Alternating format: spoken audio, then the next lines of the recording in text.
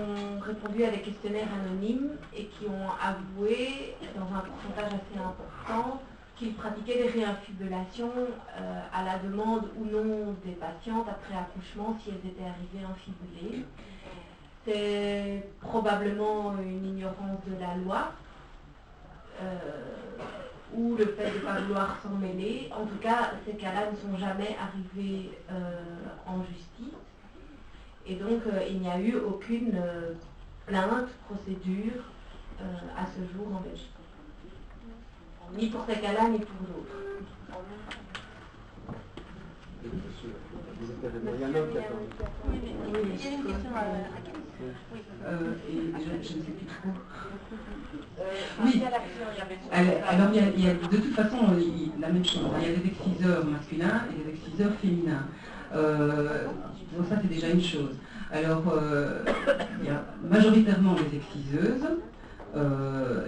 Ici,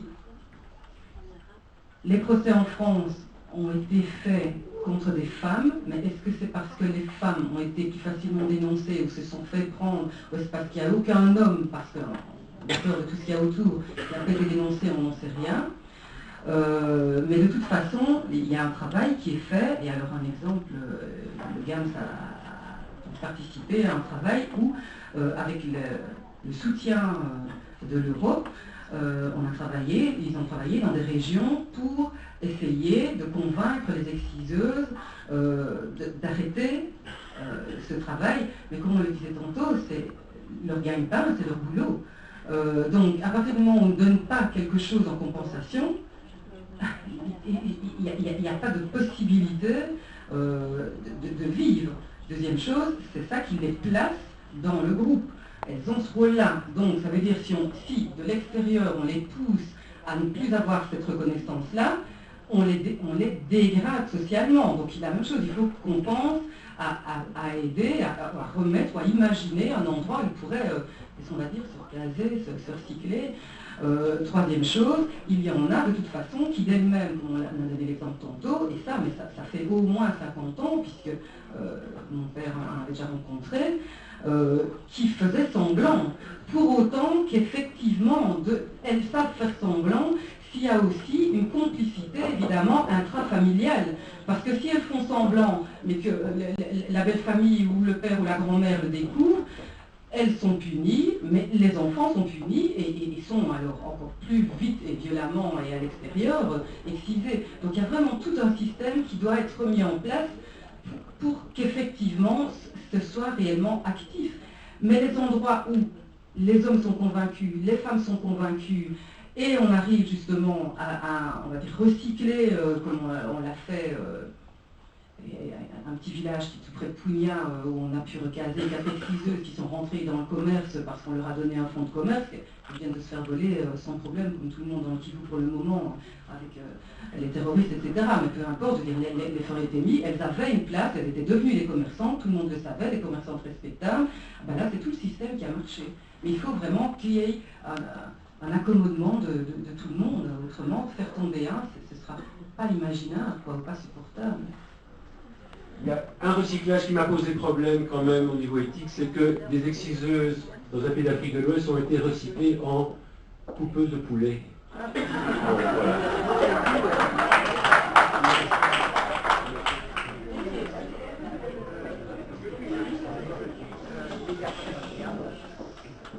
Mais j'ai été interpellé par l'intervention de notre et notamment cette idée de recourir à la médiation. Alors, comme juriste, je ne suis pas très heureux lorsque la justice est utilisée à des fins répressives et sanctionnatrices. Et je pense que nous disposons d'outils de prévention. Je me demande s'ils ont déjà été activés et je me demande si on ne pourrait pas faire quelque chose dans les communautés africaines immigrées en Belgique pour favoriser par exemple un dialogue entre écoutes en médiation sur l'excision possible ou sur la validité de l'excision.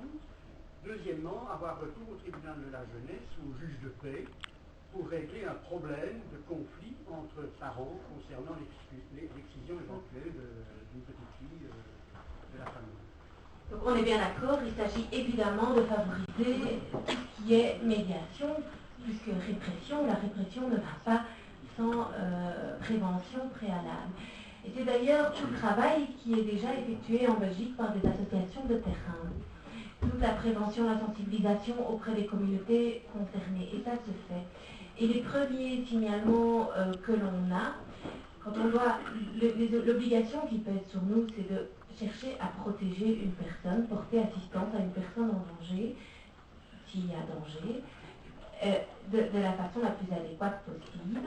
Et en effet, donc, la première réaction est souvent par les associations de terrain, par des médiateurs, par des voix douces, un accompagnement des personnes. Au Burkina Faso, il y a un numéro vert où l'on peut appeler quand il y a des menaces d'excision, et ce sont des médiateurs qui se rendent dans les familles, qui discutent, qui expliquent, etc. Et ça porte ses fruits.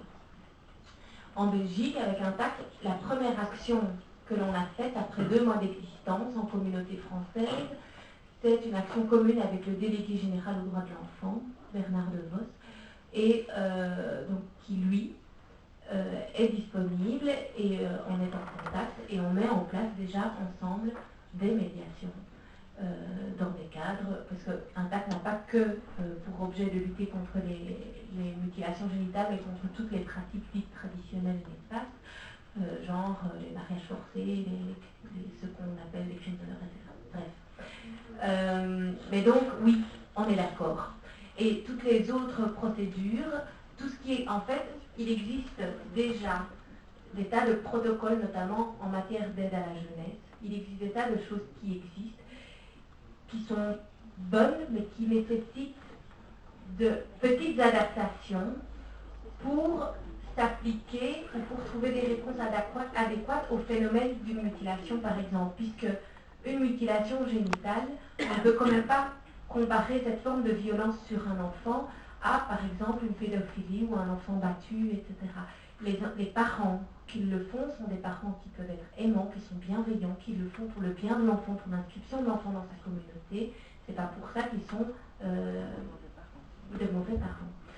Donc, évidemment, c'est une même problématique de violence, ce sont différentes facettes de cette même problématique qui appellent des réponses parfois différentes, et on doit adapter les procédures qui existent déjà, les recours aux directeurs de l'aide à la jeunesse, etc. Et il y a beaucoup de gens qui dans leur travail, que ce soit les médiateurs hospitaliers, les médiateurs, les gens dans les plannings, etc., qui ont déjà une expérience, une expertise dans le domaine de l'aide à la jeunesse notamment, qui nécessite parfois, et on doit enrichir ce débat pour répondre au mieux dans un souci d'abord de prévention. C'est bien notre objectif.